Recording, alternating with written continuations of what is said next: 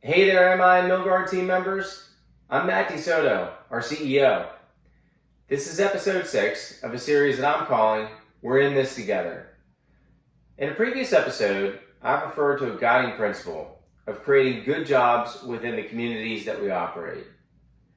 And so in this message, I just want to talk a bit about how those good jobs turn into great experiences for our customers. You see, our customers depend upon us for a lot.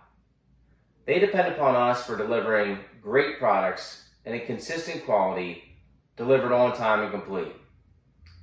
They've always depended upon us for this, whether it be in the past, before times like COVID-19, in the present, like what we're in right now, and in the future, beyond times that we're in right now.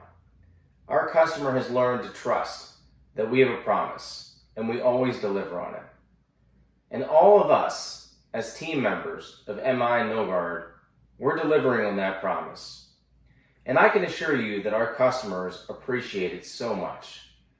We've received numerous phone calls, text messages, emails to suggest that our customers are so thankful that we're giving it all we can during the times we're in.